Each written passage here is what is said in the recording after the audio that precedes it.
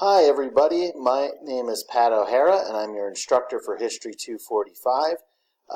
This is a quick video that I'm making to just kind of wrap things up for week one because a lot was brought up in our discussion boards and it's nice to kind of pull everything together. This will be a very brief session where first of all we'll look at this week's topic, which is the start of the Cold War, as all of you know already because we've been chatting about it throughout the week. Then we'll look at some upcoming course topics that we'll be looking at throughout the next 7 weeks of the class. Finally, we'll end by going through a list of student responsibilities, things that should be on your mind as we go along. Now, looking at this week's topic of the start of the Cold War, what you could see is a picture of Soviet dictator Joseph Stalin side by side with U.S. President Harry Truman at the Potsdam Conference near the end of the war. And as we've established through our readings and through our discussion, yes, the United States and the Soviet Union were allies during World War II. And really, we can look at this as an alliance of necessity. The U.S. and the other Western allies of Britain and France had very different societies than that of the Soviet Union. However, those differences by necessity were essentially put aside because of the necessity to beat the Nazis. And I don't think that there were many among the United States leadership, with some few notable exceptions perhaps. I know Eisenhower was rather somewhat confident that perhaps a post-war alliance with the Soviet Union could be maintained. However, there wasn't really many illusions that the two countries were going to be getting along after the war. And the reason for that really is that the two countries didn't get along before the war. Several people have mentioned in our discussion this week that the Cold War can trace its origins well before World War II, back to the time of World War I, really. Right? In World War I, the Russian Empire was engaged in a war with Germany and Austria, and Russia at the time was allied with Britain and France. And in the midst of that war in 1917, Russia had a revolution in which the empire was essentially overthrown. Right? The Tsar abdicated, was forced out of office, was ultimately murdered. But after the Tsar abdicated, a new, seemingly democratic government took control. And the fact that that democratic government was in control of Russia was actually used as one of President Wilson's justifications of joining forces with the Allies, because now, with the Russian Tsar out of power, the U.S. would truly be siding with democratic nations of France, Britain, and France, Britain, and Russia against the non-democratic Germany and Austrian Empire. However, before the United States could even fully mobilize, Russia experienced another revolution which swept the communists into power, the Bolshevik Revolution led by Leon Trotsky and Vladimir Lenin. And after that revolution, very quickly following it, the Bolshevik government sued Germany for peace. So essentially, Russia backed out of its alliance and started a separate peace with the Germans, which gave up a lot of Russian territory. Russia really suffered from this peace treaty, but the argument that the Bolsheviks saw was that they were suffering a lot less than still sending millions and millions of young Russians to the battlefield to ultimately die. Russia suffered greater casualties in that war than the other nations did.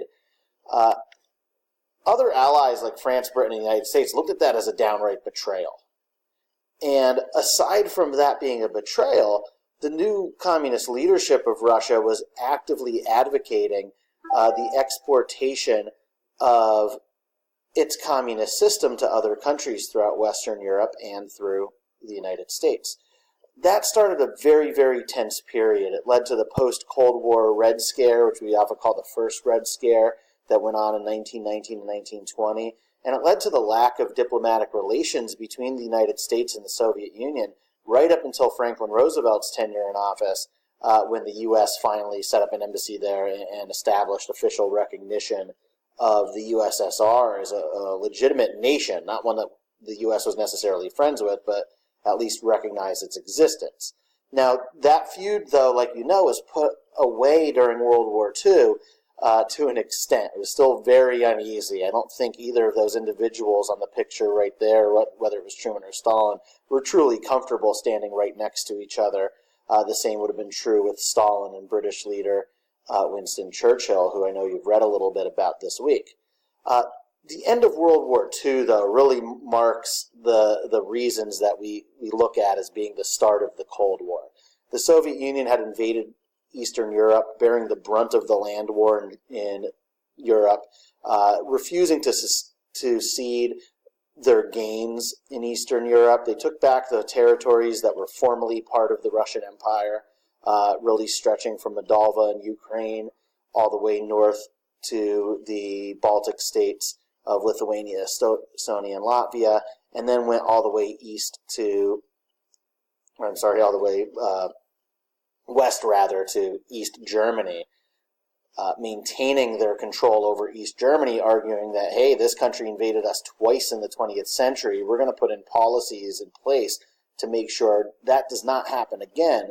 And we're also going to set up governments in Eastern Europe that are sympathetic to the communist Soviet Union to serve essentially as a buffer between Germany and the USSR. Stalin, for all the negativity surrounding Stalin, and it is very well deserved. I mean, the person is among the most brutal human beings to ever live.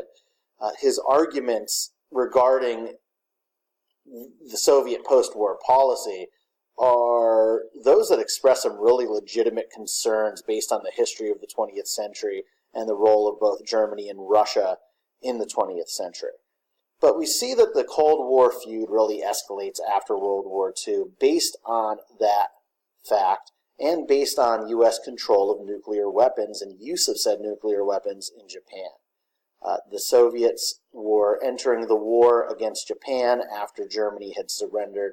The U.S. used the world's first weapons of mass destruction, really, to hasten the end of the war and also to avoid Soviet involvement in the Japanese surrender.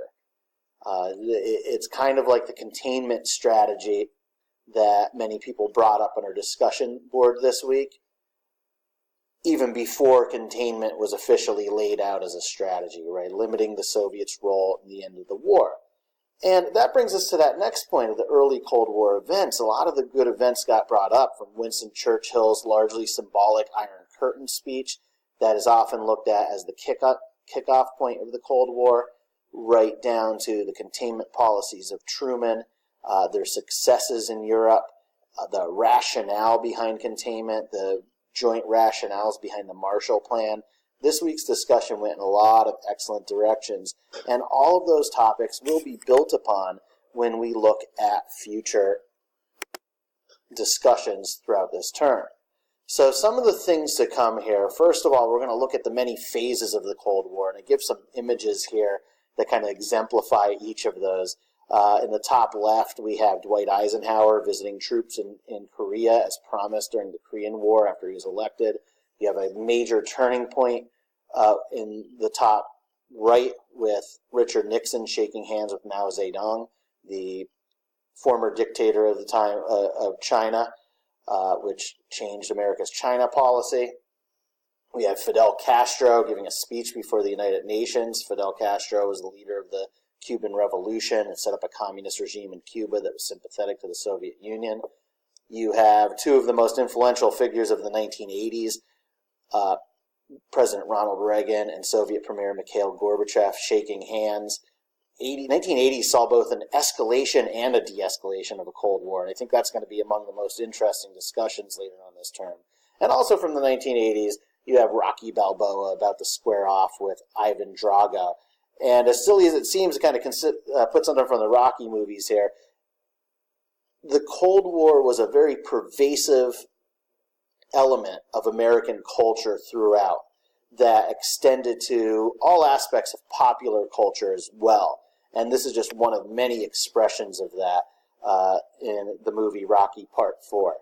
We're also going to take a good deep look at the civil rights movement and how that merged with anxieties surrounding the Cold War and surrounding communism, and was a very rapidly changing time period of the 1950s and especially in the 1960s. And we'll also have some time later in the course to talk about some post-Cold War issues, such as the war on terrorism, the Persian Gulf War, which took place before that, and poverty in modern America. Now, I'm putting this list up not because it seems like an overwhelming list, and in some ways it does, but it's rather regimented, right? The reason I put this up, though, is because each week, if I post one of these videos, this list is going to get shorter, and it's going to be a nice thing come like week 7 and 8 to see this little short list of not much to do. Really, the bulk of this course, I feel like the most stressful part of it is right up to week 5.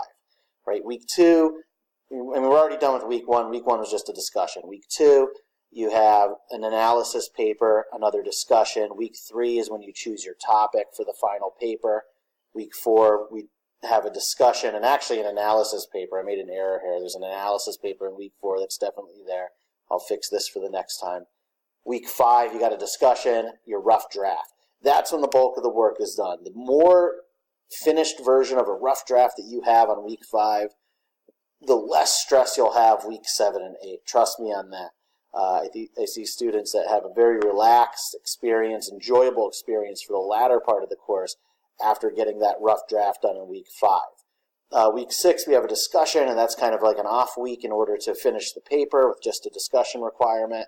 Then week 7, you submit your final paper. If you did a good rough draft, you make some changes, some edits. The editing part is easier than you'd think. Once you get a solid paper down, editing, could kind of be done in a more relaxed atmosphere. And then week 8, we kind of wrap everything up. We have an end of the course discussion, and any loose ends that happen, or that you might happen to still have, that's what you're going to worry about then. And if you have any questions, please don't hesitate to email me. My contact info is within the course. You can go to the My Instructor announcement or look at the signature line of my other announcements that I put out. Most of them have all my contact info there. Please get in touch. Use the general questions forum also. That's a great way to ask questions regarding assignments. I'm certainly happy to help. I'm really confident that we're going to have a great term. I'm already loving our discussion this week and looking forward to next week's discussion on fear in the 1950s. So I'm here if you need me. Just let me know and have a great weekend.